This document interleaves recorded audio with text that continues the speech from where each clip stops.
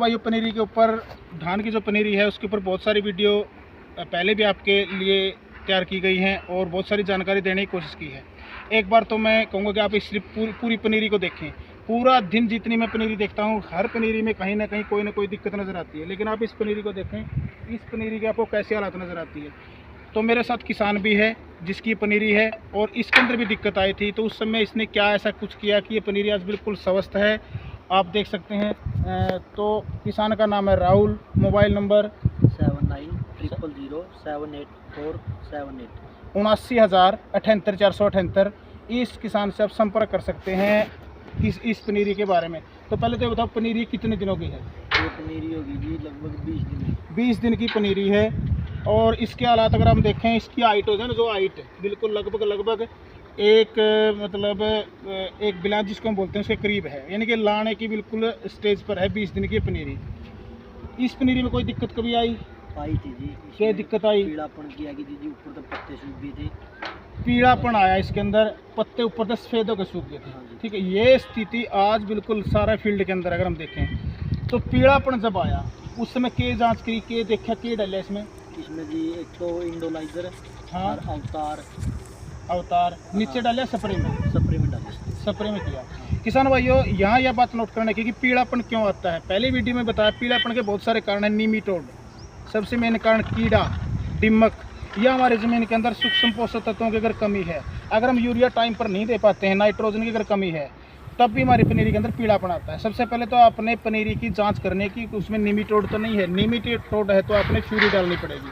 अगर कीड़ा या दीमक का अटैक है तो आपने कॉन्फिडोर या इक्टारा, या इसके अलावा अगर हम सिंथेटिक दवाई डालना चाहते हैं तो 505, या जैसे हम बात करते हैं क्लोरो, इस तरह की दवाई आपने नीचे मिट्टी मिलाकर नीचे डालनी पड़ेगी, स्प्रे की बजाय।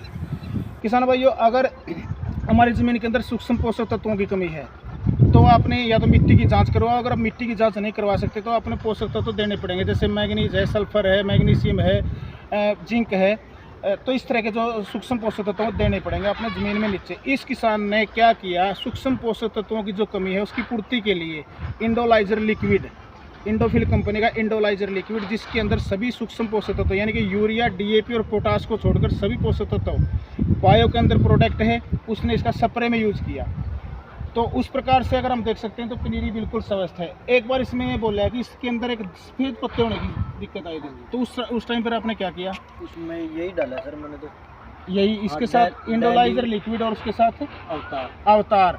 कोई भी जिंक बेस्ड फंगिसाइड, जैसे अगर हम बात करते हैं अवतार भी जिंक बेस्ड फंगिसाइड है। उसके अलावा जेडेट इंडोफिल कंपनी के हैं। अगर आप किसी और कंपनी का लेना चाहते हैं, जैसे बायो की हम बात करें तो उसके अंदर आप एंट्राकोल ले सकते हैं, जिसके अंदर प्रोपिनैब है, वो भी आप स्प्रे के अंदर यूज़ कर सकते हैं। तो किसान भाइयों, ये जो रीज़न है सफ़ेद पत्ते होना, इसके भी बहुत सारे कारण हैं। विशेषकर अगर हम बात करेंगे हमारा जैसे आंधी जब आती है तो आंधी आने के बाद इसका जो पत्ता है वो आपस में एक दूसरे से टकराता है, तो पत्ता ऊपर से फट जाता है, वो सफ़ेद हो जाता है। ऐसी अगर स्थिति होती है तो आप जिंक बेस कोई भी फंगिसाइड, इसके अलावा आप थोड़ा सा यूरिया अपनी जो पनीरी है उसके अंदर 2-3 के गैप पर अगर आप यूरिया देंगे तो हम बचा सकते हैं। दूसरा, साथ में जहाँ पनीरी की जो जगह तैयार है उसके साथ में पानी छोड़ें ताकि धूल मिट्टी कण इसके ना लगे, तब भी हम पनीरी को सफ़ेद होने से, ऊपर से पत्ते को सफ़ेद होने से बचा सकते हैं। किसान भाई, इसके अलावा एक बैक्टीरिया रोग भी बहुत सारी पनीरी में हर रोज़ के फील्ड में देखने को मिलता है। बैक्टीरिया, उसके लिए आपने क्या करना है, स्ट्रेप्टोसाइक्लिन यानी कि बैक्टीरिया नाशक कोई भी दवा, जैसे हम बात करते हैं स्ट्रेप्टो, जिसका 6 ग्राम का एक टिक्का आता है, एक टंकी के अंदर आपने आधा टिक्का यानी कि 3 ग्राम आपने उसके अंदर किसी भी जिंक बेस्ड फंगिसाइड के साथ आप कोई भी स्प्रे करने जा रहे हैं तो उस स्प्रे के अंदर आपने उसको मिलाना है और उसका स्प्रे जो अपनी पनीरी के अंदर करना है। तो किसान मित्रों, और भी बहुत सारी वीडियो में मैं जानकारी देने की कोशिश करता हूं, लेकिन मैं आज फिर आपको बताता हूं कि पनीरी के अंदर पीलेपन होने के अलग कारण हैं। सफ़ेद अगर है हमारी पनीरी तो आपने देखना है कि हमारा सबसे पहली बात तो कि हमारा जो पानी है, कई एरिया के अंदर, कई क्षेत्र के अंदर पानी बहुत हल्के हैं। पानी हल्के हैं तो आपने सल्फ़र देना पड़ेगा, नीचे सल्फ़र दें, आप जिप्सम दें, तब जाकर हमारी जो ज़मीन का जो pH लेवल मान है वो थोड़ा सा कंट्रोल में रहेगा और पनीरी जो खुराक हम देते हैं उस खुराक को उठा पाएगी।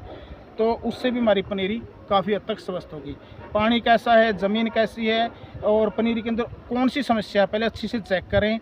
या किसी जानकार से आप उसकी चेकिंग करवाएं, उसके बाद किसी दवा का प्रयोग करें।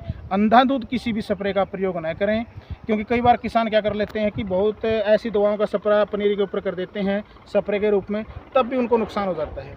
किसी भी दवाई की एक रिकमेंडेड डोज, जितनी रिकमेंड की गई, एक टंकी के अंदर इतना डालना है या एक एरिया के अंदर इतना डालना है, वही आप मात्रा उस एरिया के अंदर डालेंगे।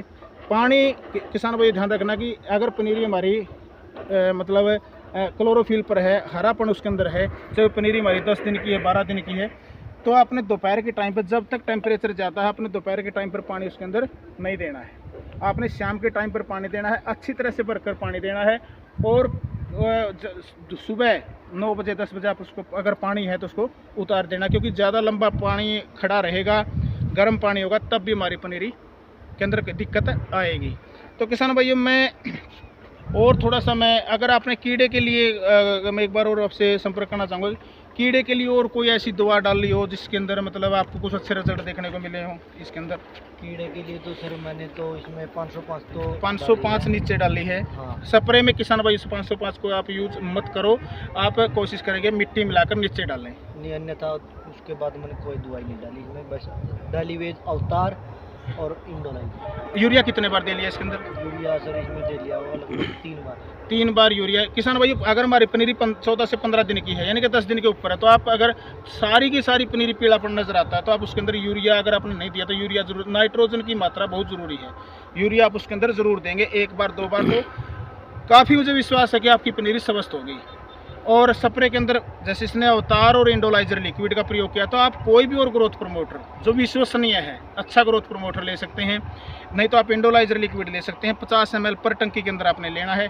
आप इंडोलाइजर लिक्विड को नीचे भी डाल सकते हैं 100 से 150 ml प्रति कनाल के लिए, क्योंकि उसके अंदर सूक्ष्म पोषक तत्व हैं। और जिंक बेस्ड फंगिसाइड जैसे इस किसान ने अवतार का यूज़ किया है, तो आप अवतार ले सकते हैं, जेडेटहेंथर ले सकते हैं, जैसे मैंने बायर का एंट्राकोल की बात की है, तो आप उसको भी ले सकते हैं।